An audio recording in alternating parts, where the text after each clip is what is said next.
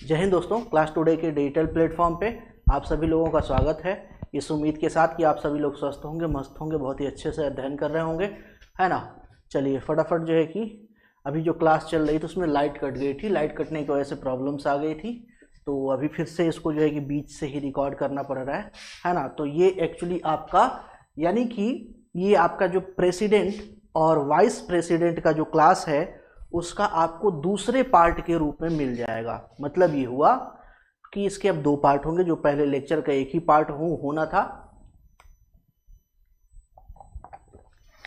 1-1.5 घंटा, वो आपको अब दो पार्ट में मिलेगा, है ना। ठीक है, हम क्लास के लास्ट में जो डिस्कस कर रहे थे वो डिस्कस ये कर रहे थे कि जो आपका कॉन्स्टिट्यूशन का आर्टिकल 143 है, 143 में जो है कि जो आपको एडवाइज की बात की गई है कि प्रेसिडेंट चाहे तो सुप्रीम कोर्ट से किसी भी मुद्दे पर एडवाइज ले सकता है ना।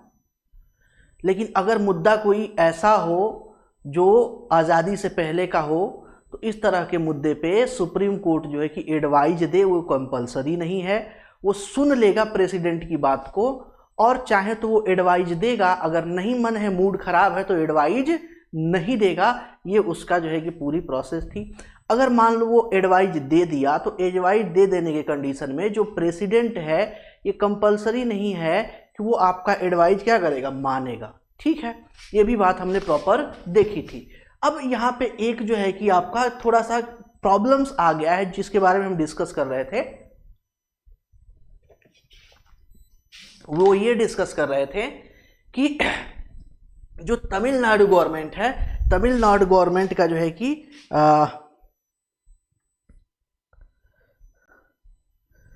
तमिलनाडु गवर्नमेंट का जो है कि राज्यपाल से खटपट हो गया है, चूंकि जो है कि जो आपका बिल है वो साइन नहीं किया। साइन नहीं करके क्या भेज दिया, क्या कहते हैं कि प्रेसिडेंट के पास भेज दिया। प्रेसिडेंट जो है कि उसको रख लिए, उस पर कोई विचार ही नहीं किए। अब तमिलनाडु चला गया कहाँ, सुप्रीम कोर्ट। सुप्रीम कोर्ट ने कहा कि आपको 30 दिन के अंदर ये चीजें करनी होगी। 30 दिन के अंदर या तो आप बिल पे साइन करके वापस भेज दो, कानून बना दो, या फिर उस पे आप कारण बताओ, नोटिस में जो है कि कारण बताओ कि आप ऐसा क्यों नहीं कर रहे हो। ठीक है, दोनों कंडीशन बता दी गई। अब इसके एवज में ये एक्चुअली जो है कि एक तरीके से न्यायिक सक्रियता का पार्ट जो है कि बन जाता है। कई बार जो है कि ये क्वेश्चन उठता है जुडिशरी पे कि आप न्यायिक सक्रियता के दायरे में जो है कि ऐसे ऑर्डर्स नहीं दे सकते जिसमें आपका कोई राइट ही नहीं है, कोई अथॉरिटी ही नहीं है, जिसमें कंप्लीट डोमिनेंसी या अथॉरिटी किसकी है, एग्जीक्यूटिव बॉडी की है, यानी कार्यपालिका की है। तो उसमें इस तरह की आप कोई भी बातें नहीं कर सकते। तो यहाँ पे सरकार की तरफ से 14 प्रश्न जो है कि क्या हुआ कि प्रेसिडेंट ने 14 प्रश्न फटाफट सुप्रीम कोर्ट से क्या किया, पूछ दिया।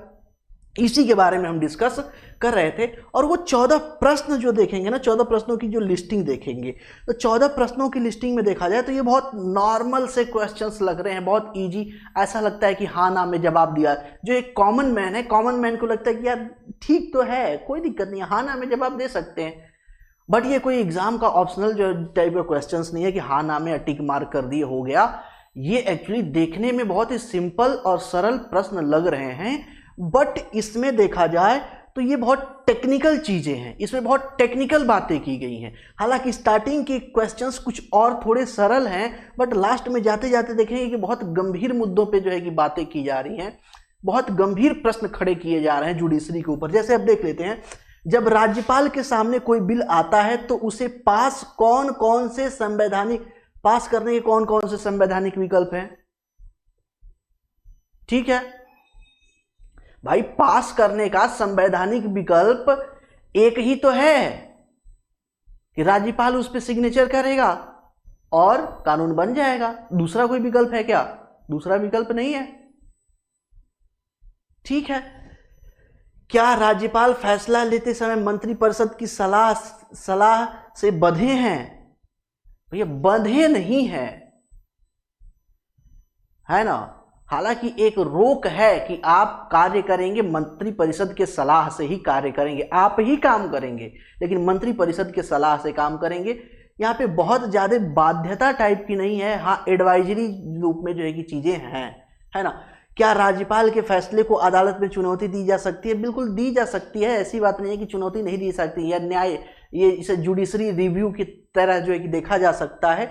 बट यह जो है कि ये फिर यहाँ पे टेक्निकल पॉइंट्स आ जाएंगे, क्योंकि जुडिशरी रिव्यू का जो है बात करें ना, जो ये टेक्निकल चीज़ें हैं, प्रॉब्लम ये हो जाता है, प्रॉब्लम ये है कि जुडिशरी रिव्यू का, न्यायिक पुनरावलोकन का कॉन्स्टिट्यूशन में कहीं कोई जिक्र ही नहीं है।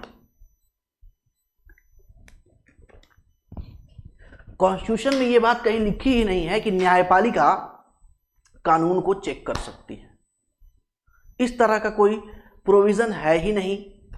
हालांकि न होते हुए भी न्यायिक रिव्यू है, न्यायिक रिव्यू है। जैसे आपका आर्टिकल जो है कि आपका 14 हो जाता है, उसके बाद आर्टिकल जो है कि आपका 32 हो जाता है ना। इस तरीके के जो है कुछ आर्टिकल्स हैं, और कुछ जो है कि जो आपका कॉन्स्टिट्यूशन के एक्सप्लेनर के रोल में जो सुप्रीम कोर्ट को डिफाइन किया गया है, तो ये कुछ 2-3 आर्टिकल्स हैं, चीज़ें हैं जो ये कर देती हैं कि नहीं सुप्रीम कोर्ट जुडिशरी रिव्यू कर सकता है, उसके पास पावर है। बट स्पेशली कहीं इस चीज़ को मेंशन नहीं किया गया है, कहीं भी मेंशन नहीं किया गया है।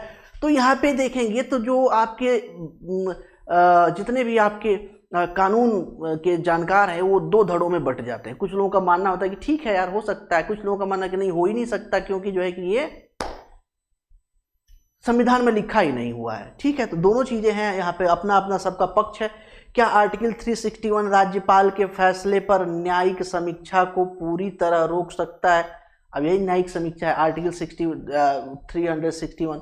अब यहाँ पे जो है कि ये एक प्रश्नवाचक चिन्ह है कि क्या पूरी तरीके से रोक लगा सकता है, ये भी एक प्रश्न चिन्ह हो गया। क्या संविधान में राज्यपाल के लिए कोई समय सीमा तय नहीं है? तो क्या अदालत कोई समय सीमा तय कर सकती है? देखिए, कॉन्स्टिट्यूशन में ये बात तो कही गई है कि राज्य की विधानसभाओं का लीडर राज्यपाल होगा, जो आपका केंद्र सरकार का एजेंट की तरह काम करेगा। ठीक है, केंद्र सरकार में बात करें तो जो है कि यहाँ पे बात यह है, कार्यपालिका के मुख्य जो है कि कौन होगा, आपका राष्ट्रपति होगा, वही साइन करेंगे, राज्यपाल और राष्ट्रपति साइन करेंगे बिल पे तो वो कानून बनेगा। लेकिन यहाँ पे कोई किसी तरह का कोई भी समय सीमा नहीं दी गई है, तो ये यहाँ पे थोड़ी सी जो है कि प्रॉब्लम है कि नहीं दी गई है। तो क्या सुप्रीम कोर्ट ये तय कर सकता है क्या कि नहीं आपको 30 दिन के अंदर या 15 दिन के अंदर या 60 दिन के अंदर आप पे सिग्नेचर करना ही करना है या नहीं करना है, जो भी है? तो भैया ये जुडिशरी का काम नहीं है, थोड़ा सा ये काम अब अमेंडमेंट का है, ये काम पार्लियामेंट का है। ये चीज़ें थोड़ी सी यहाँ पे टेक्निकल चीज़ें हैं, और भी डिटेल में जाएंगे तो और टेक्निकलिटी निकल के आएगी। अगर संविधान में राज्यपाल के लिए कोई समय सीमा, अच्छा ये हो गया। क्या राष्ट्रपति के फैसले को भी अदालत में चुनौती? देखिए, राष्ट्रपति के फैसले को चुनौती दी ही नहीं जाती है। कई बार तो ऐसा हुआ है, एक टर्म और यूज किया जाता है, न्यायिक सक्रियता। न्यायिक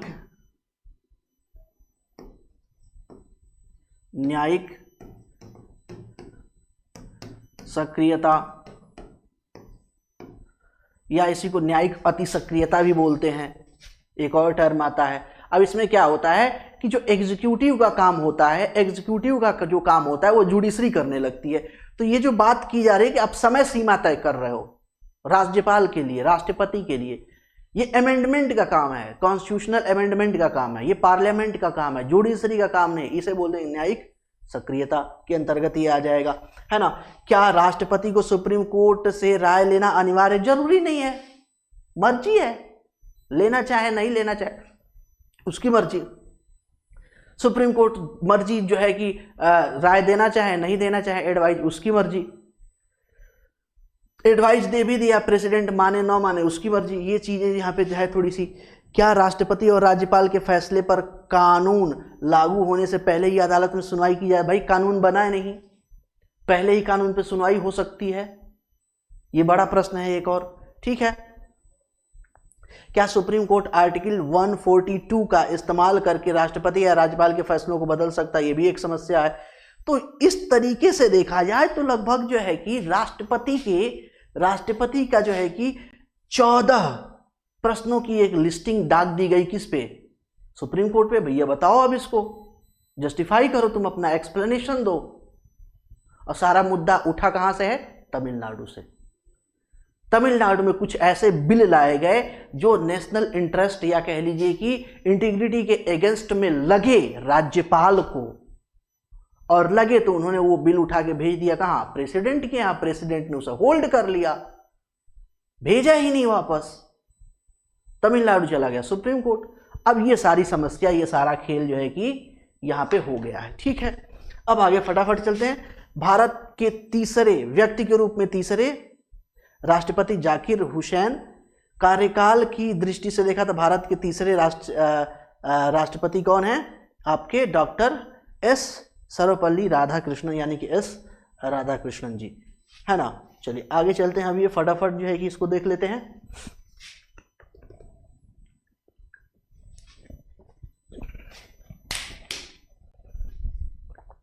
भारत के राष्ट्रपतियों का कार्यकाल के अनुसार इनका क्रम देखा जाता है तो डॉक्टर राजेंद्र प्रसाद पहले आते हैं, फर्स्ट, डॉक्टर राधाकृष्णन सेकंड, उसके बाद तीसरा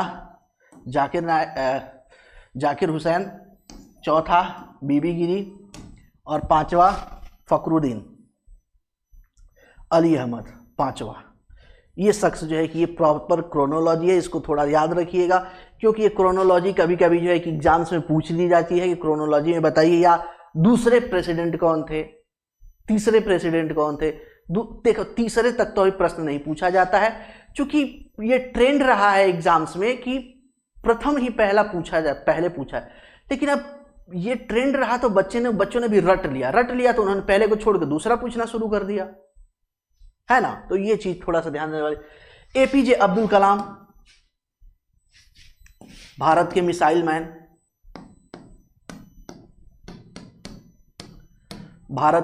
मैन, इनको बोला जाता है। अग्नि सीरीज की जितनी भी मिसाइलें हैं, अग्नि 5 तक इन्होंने जो है कि बना के दी, भारत को एक सुदृढ़ खड़ा किया। और यह भारत के अभी तक, आज के डेट तक, अभी तक एकमात्र जो है कि नॉन पॉलिटिकल प्रेसिडेंट रहे हैं, यानी कि गैर राजनीतिक राष्ट्रपति रहे हैं। ये बेचारे क्या कर रहे थे? ये बेचारे लेक्चर ले रहे थे अपने यूनिवर्सिटी में लेक्चर ले रहे थे, कॉल गया, बुलाया गया कि भैया आओ, आपको क्या करना है? प्रेसिडेंट का इलेक्शन लड़ना है। ये हाथ जोड़ ले भैया, हम नॉन पॉलिटिकल बैकग्राउंड से हैं और हम क्या लड़ें जो है कि इलेक्शन नहीं लड़ें, हमसे ना हो पाएगा लोगों से वोट मांगना जाके।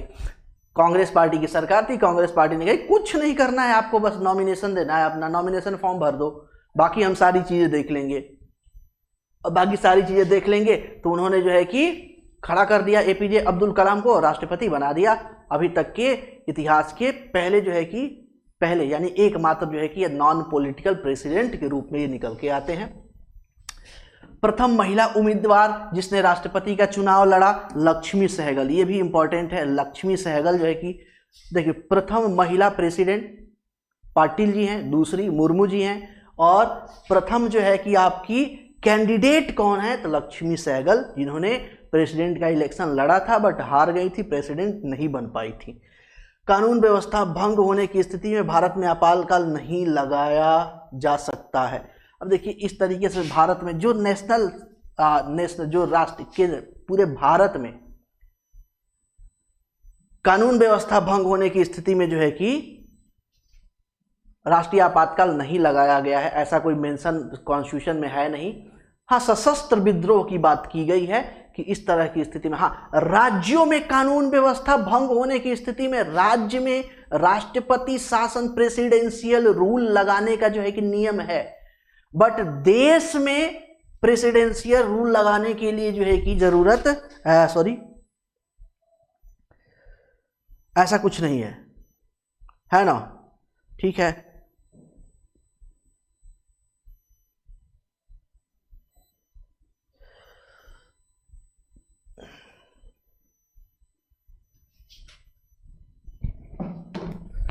ठीक है, ये बात हो गई। तो राज्य में आपका प्रेसिडेंशियल रूल लागू हो सकता है, बट आपातकाल देश में जो है कि कानून व्यवस्था भंग होने की स्थिति में ऐसा कुछ नहीं, वैसा कोई सिस्टम नहीं है। ठीक है, भारत में आर्थिक इमरजेंसी आज तक नहीं लगी है। इकोनॉमिकल इमरजेंसी आज तक भारत में कभी भी डिक्लेयर नहीं हुई है। हाँ, 1991 में हमारे पास जो है कि महज जो है कि 14-15 दिन के लिए ही फॉरेक्स रिजर्व रहा था और ऐसा लगा था कि इकोनॉमिकल इमरजेंसी डिक्लेयर हो सकती है, लेकिन समय रहते आईएमएफ से हमें लोन मिल गया और वो फर्स्ट एंड लास्ट टाइम था आईएमएफ से लोन लेना। उसके बाद जो है कि सरकार आईएमएफ के पास नहीं गई, ऐसा प्रबंधन किया गया, फाइनेंशियल ऐसा मैनेजमेंट किया गया कि हमारी स्थिति सुधर गई और उस टाइम भी हम इकोनॉमिकल इमरजेंसी से बच गए। आज तक भारत जो है कि इकोनॉमिकल इमरजेंसी से बचता आया हुआ है। संसद के अधिवेशन को समाप्त करने से संबंधित जो देखिए, संसद के अधिवेशन को आहूत करना, बुलाना है ना, बुलाना जिसे बोलते हैं, टेक्निकल टर्म इसके लिए आता है आहूत करना, आहूत, और समाप्त करना या संसद को भंग करने की बात की जाती है। तो ये सारी शक्तियां किसके पास है? राष्ट्रपति के है। चाहे संसद के ज्वाइंट सेशन, संयुक्त सत्र बुलाने की बात है, कौन बुलाएगा? राष्ट्रपति बुलाएगा। संसद के सत्र की आहूत कौन करेगा? आहूत करना मतलब शुरुआत करना। जैसे देखिए हमारे साल जो साल होता है, साल में जो है कि सत्र की शुरुआत भारत में बजट सत्र से होती है और बजट सत्र शुरू होता है आपका जो है कि फरवरी लास्ट से जो स्टार्ट होता है, उस समय देखेंगे तो बजट सत्र शुरू होने से एक दिन पहले जो आपका राष्ट्रपति हैं, राष्ट्रपति स्पीच देते हैं, चीजें कहते हैं अपनी, और वहां से आपका बजट सेशन स्टार्ट हो जाता है। और उसके बाद से यानी कि इसी को कहते हैं आहूत करना, बुलाना, शुरू करना, है ना। और समाप्त करने का भी किसके पास शक्ति है? राष्ट्रपति के पास। संसद को भंग करने की भी शक्ति किसके पास है? राष्ट्रपति के पास। तो ये सारी शक्ति किसके पास है? जो है कि राष्ट्रपति के पास है। अब यहाँ पे कुछ एक तरह का प्रश्न ये पूछता है कि निम्नलिखित में से किसकी नियुक्ति राष्ट्रपति द्वारा होती है या नहीं होती है। तो इस क्रम में देखते हैं, प्रधानमंत्री की नियुक्ति होती है, अटॉर्नी जनरल की नियुक्ति होती है, जो है कि राज्यपाल की नियुक्ति होती है, सीडीएस की नियुक्ति होती है, है ना, सीएजी की नियुक्ति होती है, और भी निर्वाचन आयोग के जो है कि चीफ निर्वाचन आयुक्त है, उनकी भी नियुक्ति कौन करता है? राष्ट्रपति करता है। उनके सहायता से जितने भी और वहाँ के लोग हैं उनको, इसके अलावा जो आपके न्यायाधीश हैं, सुप्रीम कोर्ट के मुख्य न्यायाधीश करते हैं कौन? राष्ट्रपति नियुक्त करते हैं। उनकी सलाह से अन्य न्यायाधीशों की नियुक्ति होती है। तो ये सारा नियुक्ति का काम कौन करता है? राष्ट्रपति करता है। लेकिन मुख्यमंत्री की नियुक्ति, राज्यपाल की भी नियुक्ति करता है, लेकिन मुख्यमंत्री की नियुक्ति जो है कि आपका राष्ट्रपति नहीं करता है, बल्कि वो स्टेट का मैटर है। वहां पे राज्यपाल जो है कि रोल में आ जाते हैं, वो शपथ दिलाते हैं, त्याग पत्र उन्हीं के द्वारा दिया जाता। मतलब कि अगर आपने देखा होगा कि अगर किसी स्टेट के सीएम को रिजिग्नेशन देना है तो वो कहाँ जाएगा? राज्यपाल के पास जाएगा। अगर सरकार बनाना है तो भी कहाँ जाएगा? राज्यपाल के पास जाएगा। तो ये सारा काम राज्यपाल देखते हैं, प्रेसिडेंट का यहाँ पे रोल नहीं होता है। ठीक है। भारत के अटॉर्नी जनरल, अब अटॉर्नी जनरल संसद के गैर सदस्य के रूप में संसद में संबोधन कर सकते हैं। अब यहाँ पे कहने का मतलब ये होता है, देखिए जो आपके अटॉर्नी जनरल हैं ये एक तरीके से सरकारी वकील टाइप के होते हैं। कैसे होते हैं? सरकारी वकील टाइप के होते हैं। और जितने भी देखिए सरकार पे बहुत सारे लोग केस करते रहते हैं। जो लीगल एस्पेक्ट है, जो जुडिशरी के अंतर्गत आता है, उसको प्रैक्टिस कौन करते हैं? Attorney general. किसके तरफ से? केंद्र सरकार के तरफ से करते हैं। तो इनके पास इतना राइट होता है कि ये पार्लियामेंट के सेशन में पार्टिसिपेट कर सकते हैं, वहां पे किसी इशू पे डिस्कशन चल रहा है, डिस्कशन कर सकते हैं, अपने मत को व्यक्त कर सकते हैं। लेकिन जब वोट करने की बात आती है, तो ये वोट नहीं कर सकते हैं। ये चीज ध्यान रखिएगा कि अटॉर्नी जनरल वोट नहीं कर सकते, किसी भी मुद्दे पे वोट नहीं कर सकते, इस चीज को ध्यान रखिएगा। बाकी उनके पास पावर होती है पार्टिसिपेट करने की, है ना। डॉक्टर एस राधाकृष्णन, सर्वपल्ली राधाकृष्णन भारत में लगातार 2 बार वाइस प्रेसिडेंट और 1 बार प्रेसिडेंट बने हुए, एकमात्र जो है कि पर्सन जो 2 बार वाइस प्रेसिडेंट और 1 बार प्रेसिडेंट। वैसे ही जो है कि हिदायतुल्लाह जी के बारे में हमने बताया कि वो टॉप 3 पोस्ट को होल्ड कर चुके हैं, वाइस प्रेसिडेंट है ना, चीफ जस्टिस ऑफ इंडिया और प्रेसिडेंट। ये चीजें हैं, ये बहुत इंपॉर्टेंट फैक्ट है जो बार बार रिपीट होता है ना। भारत के राष्ट्रपति जितनी बार चाहे उतनी बार, देखो राष्ट्रपति का, देखिए भारत में राष्ट्रपति के इलेक्शन के लिए चीजें तो बताई गई हैं, बट यहाँ पे जो है कि एक बात कहा गया है कि कोई भी व्यक्ति जितनी बार चाहे राष्ट्रपति का इलेक्शन लड़ सकता है, अनगिनत बार, जब तक चाहे तब तक लड़ सकता है, जितनी बार चाहे उतनी बार राष्ट्रपति बन सकता है। हालांकि यूएस के केस में देखते हैं, यूएस के केस में देखते हैं तो यूएस के केस में ये चीज है कि आप सिर्फ 2 बार ही यूएस के राष्ट्रपति बन सकते हैं, तीसरी बार नहीं बन सकते हैं। इसीलिए चाहे आप यूएस में कितने भी फेमस पर्सनालिटी हो, बराक ओबामा हो, बहुत फेमस पर्सनालिटी है, ट्रंप हो, बाइडन हो, ये जो भी लोग हैं, ये सिर्फ 2 ही बार बन सकते हैं। 2 बार के बाद तीसरी बार जो ये लोग नहीं बन सकते, ठीक है। इसकी कोई सीमा निर्धारित नहीं है, इस चीज को ध्यान रखिएगा, है ना। डॉक्टर राजेंद्र प्रसाद, डॉक्टर जाकिर हुसैन, फखरुद्दीन अली अहमद, मौलाना आज़ाद में से मौलाना आज़ाद, जो मौलाना आज़ाद थे ये राष्ट्रपति नहीं रहे हैं, बाकी सारे लोग राष्ट्रपति रहे हैं। इसके बारे में हम पीछे से ही देखते आ रहे हैं, है ना। चलिए आगे देखते हैं।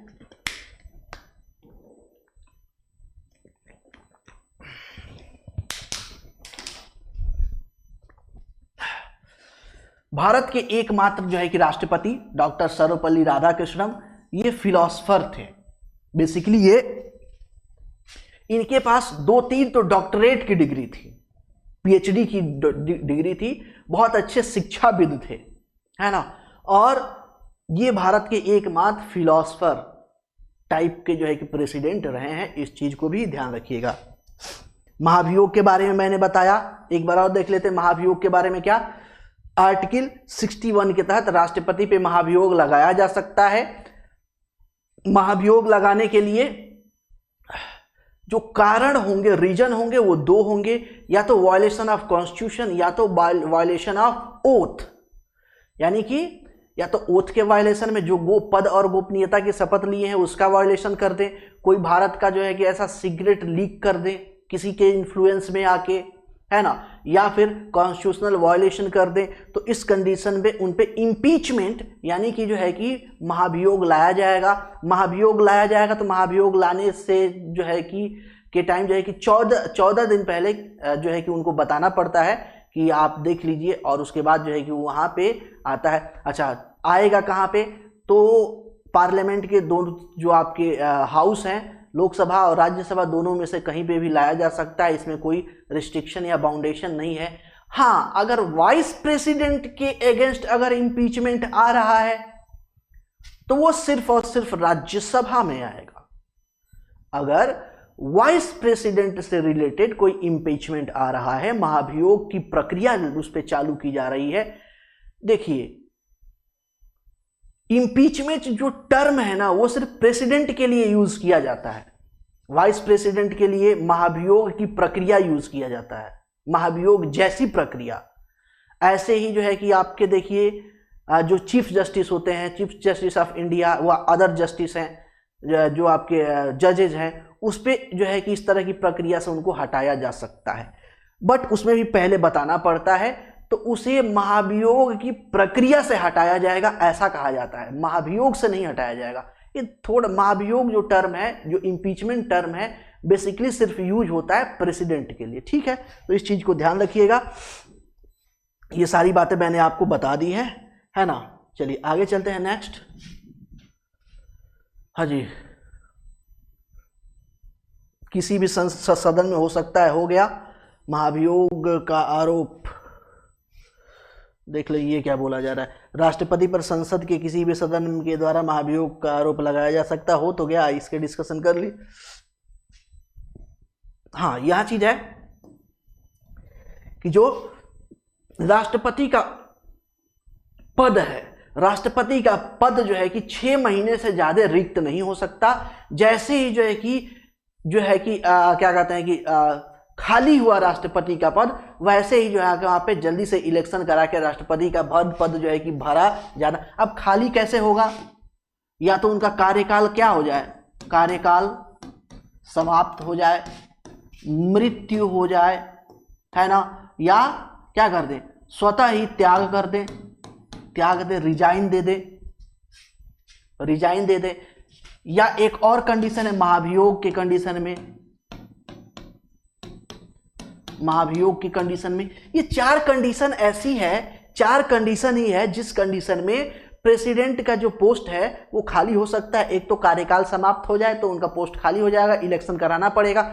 अचानक डेथ हो जाए तो जो है कि आपका प्लेस वैकेंट हो जाएगा, फिर वहां पे इलेक्शन कराना पड़ेगा। या फिर कोई राष्ट्रपति स्वतः ही त्याग पत्र दे दे कि अब हमारा मूड ना है राष्ट्रपति बने रहने का, तो मूड ना है तो भी पोस्ट खाली हो जाएगी, इलेक्शन कराना पड़ेगा। या महाभियोग लगा दिया जाए तब भी पोस्ट खाली हो जाएगा और जो है कि वहां पे इलेक्शन कराना। एक बात ये आती है कि मान लीजिए कि जो है कि क्या कहते हैं कि महाभियोग लग गया, हटा दिया गया, या मान लीजिए कि ऐसा हो गया कि राष्ट्रपति का इलेक्शन ही फेयर नहीं है, वो इलेक्शन ही गलत साबित हो गया, तो इसमें क्वेश्चन ये बनता है कि क्या राष्ट्रपति जो डिसीजन लिया होगा क्या वो सही होगा या गलत होगा, वो डिसीजन माना जाएगा या नहीं माना जाएगा। तो भैया देखो, राष्ट्रपति जो है कि मंत्रिपरिषद के सलाह पे काम करता है, तो राष्ट्रपति हो सकता है जो है कि उसका इलेक्शन सही ना हो, बाद में हटा दिया जाए, लेकिन वो डिसीजन जो लेता है वो हमेशा बना रहता है, बरकरार रहता है। उसको हटा देने के बाद ऐसा नहीं होगा कि डिसीजन खारिज हो जाएगा, ऐसा कुछ सीन नहीं बनता है ना। ठीक है, आगे देखते हैं। नीलम संजीव रेड्डी भारत के निर्विरोध चुने जाने वाले राष्ट्रपति थे। ठीक, अब जो नीलम संजीव रेड्डी हैं ये भारत के एकमात्र ऐसे प्रेसिडेंट हैं, राष्ट्रपति रहे हैं जिनको निर्विरोध चुना गया। इनके खिलाफ कोई कैंडिडेट खड़ा ही नहीं, वो सारे लोगों ने इन्हें वोट कर दिया, है ना। ऐसे नॉर्मल आपने देखा होगा कि कई बार जो है कि आपके छोटे मोटे लोकल इलेक्शन में भी ये चीज देखने को मिल जाता है, किसी के खिलाफ कोई खड़ा ही नहीं होता, वही इकलौता जीत जाता है। मूवियों वगैरह में देखे हैं आप, पता चला गुंडा टाइप का आदमी है, अपने एरिया से किसी को खड़ा ही नहीं होने दे रहा है, जो खड़ा हो रहा है उसको मरवा दे रहा है, तो इस कंडीशन में वही इकलौता खड़ा होता है, वो निर्विरोध जीत जाता है। तो इस तरह का कुछ था कि नीलम संजीव रेड्डी भारत के एकमात्र राष्ट्रपति हैं जो निर्विरोध रूप से प्रेसिडेंट इलेक्ट किए गए थे। ठीक है, बीबी गिरी जो है कि एकमात्र राष्ट्रपति हैं जिनके टाइम दूसरे स्टेज की मतगणना करनी पड़ी थी। जैसे मैंने आपको अभी जैसे बताया कि जो इलेक्शन होता है इसमें मान लीजिए 3 कैंडिडेट हैं, तो 3 कैंडिडेट हैं, तो तीनों कैंडिडेट को प्रायोरिटी वाइज वोटिंग की जाती है। जैसे मान लीजिए हमें बी पसंद है तो हम चाहते हैं कि बी बनेगा, 1 नंबर पे रखेंगे, उसके बाद हम देखेंगे कि सी बने, उसके बाद तीसरे पे ए बने। हम इस तरह के प्रायोरिटी वाइज जो है कि हम क्या करेंगे, वोट काउंट करेंगे। तो जब वोट काउंट होता है सबसे पहले ये वाला काउंट होगा कि भैया देखो कौन है, एक राउंड काउंट हुआ, उसके अनुसार मान लीजिए रिजल्ट निकल गया तो ठीक है, प्रेसिडेंट ये इलेक्ट हो गए। मान लीजिए रिजल्ट नहीं निकला, टाई हो गया, तो फिर दूसरे राउंड की काउंटिंग होगी और दूसरे राउंड में देखा जाएगा सेकंड पसंद जो है कि कौन कौन किए हैं। तो इसी तरीके से बीबी गिरी की प्रेसिडेंशियल इलेक्शन में दूसरे जो है कि राउंड की काउंटिंग हुई थी और दूसरे राउंड की काउंटिंग में ये विनर डिक्लेयर हुए थे और प्रेसिडेंट इलेक्ट हुए थे। ठीक है, लोकसभा राज्यसभा की संयुक्त बैठक राष्ट्रपति द्वारा आहूत, अब यहां पे देखिए यहां पे टर्म यूज किया गया, आहूत की जाती है, बुलाया जाता है। ठीक है, अच्छा यहां पे एक और चीज है कि जो संयुक्त बैठक है, संयुक्त बैठक बुलाएगी तो इसकी अध्यक्षता कौन करेगा, तो लोक सभा के अध्यक्ष करेंगे। कौन करेगा, लोकसभा के अध्यक्ष इसकी जो है कि क्या करेंगे, लोकसभा के अध्यक्ष करेंगे। और अगर ये नहीं है तो, लोकसभा के अध्यक्ष नहीं है तो उपाध्यक्ष करेंगे। उपाध्यक्ष, लोकसभा के उपाध्यक्ष जो होंगे वो करेंगे, ये चीजें आएंगी। अब ऐसा नहीं कि राज्यसभा के सभापति करेंगे, भाई राज्यसभा के सभापति राज्यसभा के मेंबर ही नहीं होते हैं, वो तो उपराष्ट्रपति है ना, वाइस प्रेसिडेंट। ये भी पूछा जाता है कि वाइस प्रेसिडेंट को सैलरी, वेतन किस काम का मिलता है। जो आपके उपराष्ट्रपति हैं, कई बार ये प्रश्न पूछा गया है कि जो आपके उपराष्ट्रपति हैं, उपराष्ट्रपति को वेतन किस काम का मिलता है। तो उपराष्ट्रपति को वेतन मिलता है राज्यसभा के पदेन सभापति के पोस्ट की। जो राज्यसभा में स्पीकर होते हैं उनके पोस्ट के लिए उनको जो है कि सैलरी दी जाती है। काम क्या होता है उपराष्ट्रपति का? कुछ काम नहीं होता है। सडनली जो है कि हमारे राष्ट्रपति फॉरेन विजिट पे चले गए, कहीं नहीं है, कोई कंडीशन आ गई कि प्रेसिडेंट देश में के नहीं है, तो वो प्रेसिडेंट के रूप में, एक्टिंग प्रेसिडेंट के रूप में रोल प्ले करते हैं। कौन? Vice president. सैलरी किसकी मिलती है? पदेन सभापति की, राज्यसभा के।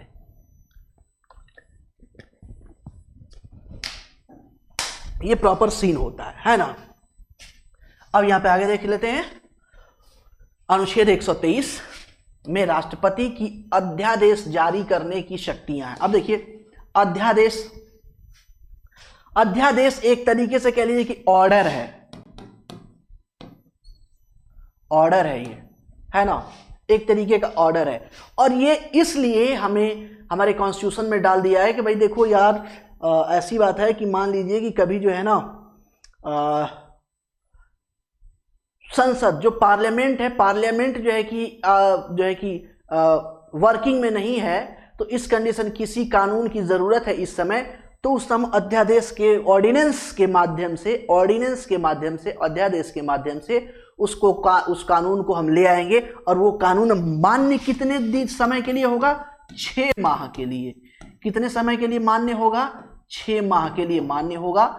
और 6 माह के अंदर जब पार्लियामेंट सेशन स्टार्ट होगा के अंदर, अगर उसमें वो कानून पास हो गया तो आगे कानून बना रहेगा, और अगर पास नहीं हुआ तो वो कानून नहीं बना रहेगा, वो कैंसिल हो जाएगा। ये यहां पे प्रॉपर जो है कि प्रोविजन किया गया है 123 में, है ना।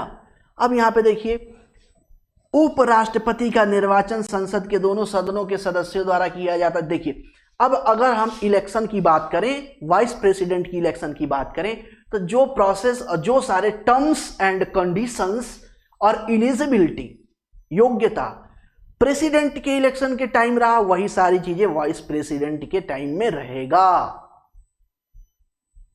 वही सारी सेम चीजें। भारत का नागरिक हो, पागल दिवालिया कोढ़ी ना हो, है ना, इस तरह के लाभ के पद पे ना हो, इस तरह की कंडीशंस हो, उसकी एज जो है कि 35 हो, ये सारी बातें वहाँ पे लागू होती है।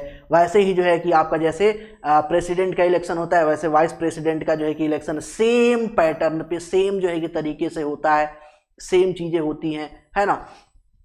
ये सारी बातें यहाँ पे की जाती है सेम, ठीक है। जैसे राज्यसभा होगा, लोकसभा हो गया, और विधानसभाएं मिलके जो है कि क्या करेंगे, वाइस प्रेसिडेंट का भी इलेक्शन करेंगी, ठीक है। राष्ट्रपति राज्यसभा का पदेन सभापति होता है। अभी मैंने बताया ना क्या होता है, जो उपराष्ट्रपति है वो राज्यसभा का पदेन सभापति होता है, और पदेन सभापति के रूप में ही उसे वेतन मिलता है। पदेन सभापति के रूप में उसे क्या होता है, वेतन मिलता है, सैलरी मिलता है, उसी फॉर्मेट में इसे सैलरी मिलता है। जब राष्ट्रपति नहीं होंगे किसी भी कंडीशन में, तो एक्टिंग प्रेसिडेंट के रूप में काम करेंगे ये, ठीक है। राष्ट्रपति के चुनाव से संबंधित, उपराष्ट्रपति के चुनाव से संबंधित विवाद का निपटारा कौन करेगा? उच्चतम न्यायालय करेगा, सुप्रीम कोर्ट। चाहे वाइस प्रेसिडेंट की इलेक्शन की बात हो, या फिर वाइस प्रेसिडेंट या प्रेसिडेंट, किसी भी इलेक्शन की बात हो, तो इससे जुड़ा हुआ अगर कोई विवाद है, अगर किसी को लगता है कि फेयर इलेक्शन नहीं हुआ है, इलेक्शन में धांधली हुई है, गलत डॉक्यूमेंट पेश किए गए हैं, गलत चीजें हुई हैं, तो वो चला जाएगा सुप्रीम कोर्ट, और सुप्रीम कोर्ट उसको क्या करेगा, निपटाएगा, ठीक है। राज्यसभा का सभापति यानी कि उपराष्ट्रपति उस सदन का सदस्य नहीं होता, ध्यान दीजिएगा।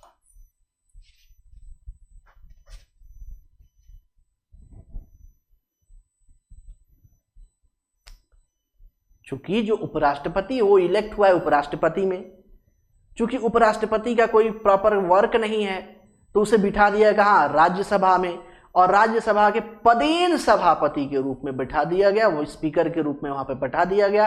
वो जो है कि खड़ा करते हैं, भैया भैया अब तक खड़े हो जाओ, आप बताओ क्या हुआ, आपका मसला क्या हुआ, आपका प्रश्न क्या हुआ, ये सारी बातें वहां पे चलती। जो आपकी राज्यसभा की कार्रवाई होगी उसे रेगुलेट करने, मॉनिटर करने का काम जो है कि वहां के वाइस जो है कि आपके क्या बोलते हैं, सभापति करेंगे, जो मेन रूप से कौन होते हैं, वाइस प्रेसिडेंट होते हैं। ये चीजें हो गई। भारत के प्रथम उपराष्ट्रपति डॉक्टर एस राधाकृष्णन थे, ठीक है। वर्तमान में जो है कि कौन है उपराष्ट्रपति, जगदीप धनखड़ जी।